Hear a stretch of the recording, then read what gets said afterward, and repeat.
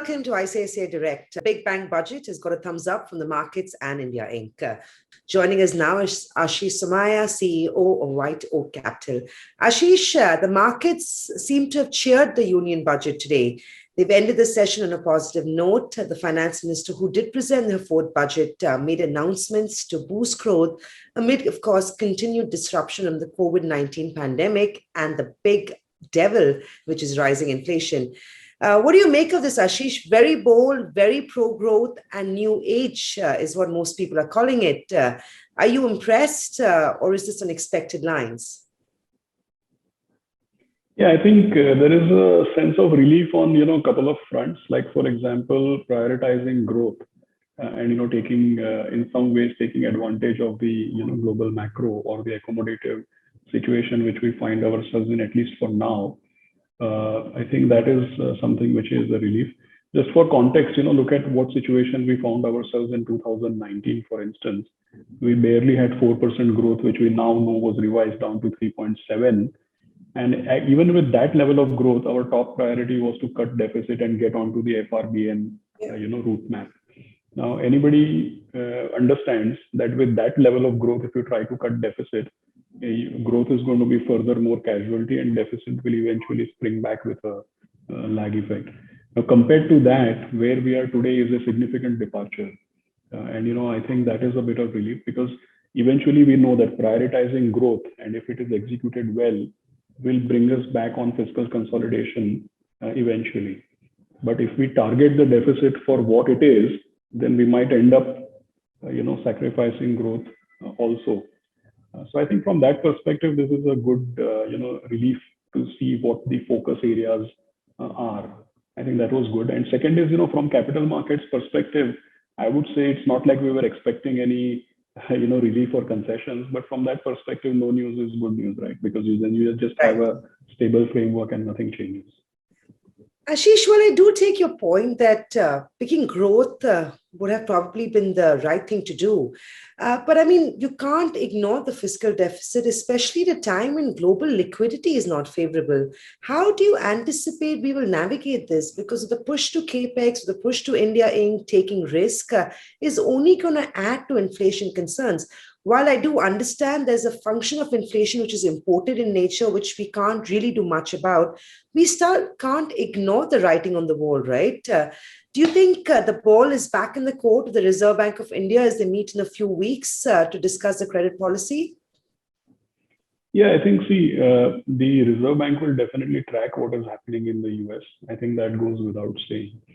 Second is, when you see the post-budget press conference, with all the secretaries to the various departments of the finance ministry, it was clearly spelled out that we will be kind of they've been conservative in some of their revenue estimates, and they've also been slightly conservative by saying that deficit will not be 6.8 but be more like 6.9 for this year and 6.4 for next year. Whereas in reality, if you see, a lot of public market commentators said that this stuff is really, really conservative and you are actually going to overachieve.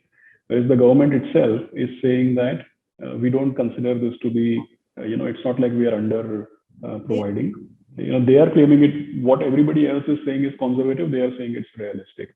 So I think there is this sense of, there is recognition that everything is not just.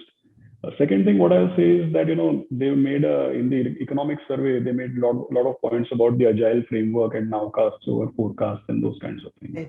So I'm sure that there is willingness to calibrate as we go along. Last thing, on the global scenario, what I would say is that why I contrasted 2019 with 2021-22 is because the fact is that globally growth is seemingly a priority. Yeah. And even if I look at US, it's just the onset of tapering. It's not like we're deep into the tapering cycle. It's the first announcement of tapering, which means that the global economy, or at least the US economy, is kind of gathering steam. If we were deep into a tapering cycle, I would definitely think differently. But I think onset of tapering, I'm not some macro expert, but I would say you still have 12 to 18 months of, a timeline to go by. Aashish, one thing I think we agree on is that there will be an increase in cost of capital. I mean, that is, again, a very obvious framework that we're anticipating. I mean, you're a veteran in the markets, right? How does one approach the markets now? Do you think it's now time to moderate our expectation in terms of equity market returns? Yes, couple of things. See, look, if we believe that we are in a bit of an expansionary cycle, then we should be prepared to live with the fact that most economic expansions, are kind of accompanied by an uptick in costs and inflation and hence interest rates as well. One would expect that PE multiples should compress a bit, but then you expect that the PE multiple compression will come with some EPS expansion as well. So that's one part of the equation to really keep in mind.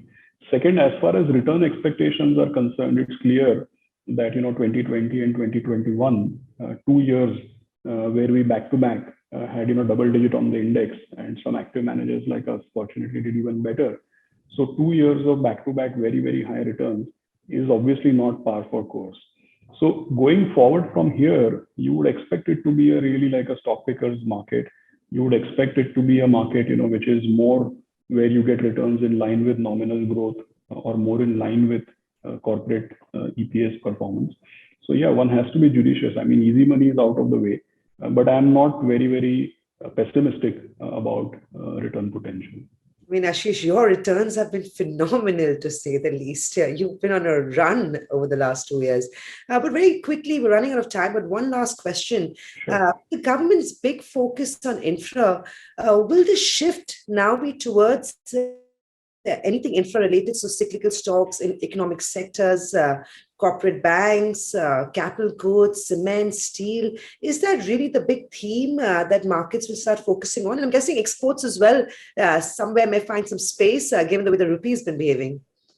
See, as managers, we have to beat BSE 500 consistently, every year, hopefully every quarter actually. So I'm not saying we are nearsighted or that we are short-sighted.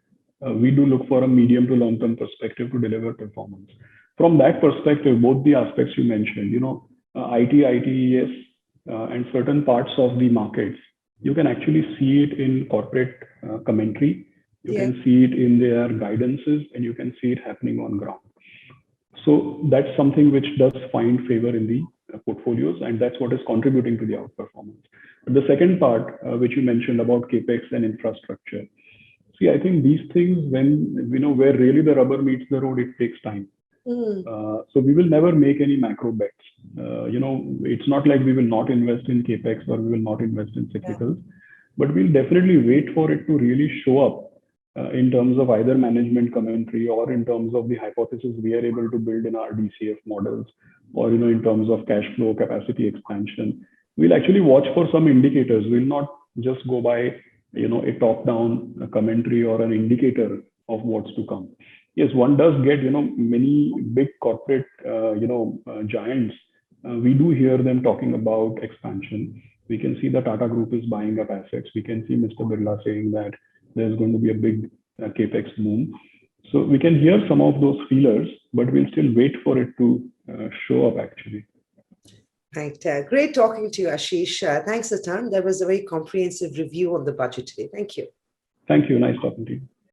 Investments in securities market are subject to market risks. Read all related documents carefully before investing. Subscribe to our YouTube channel and click on the bell icon to never miss an update from ICICI Direct.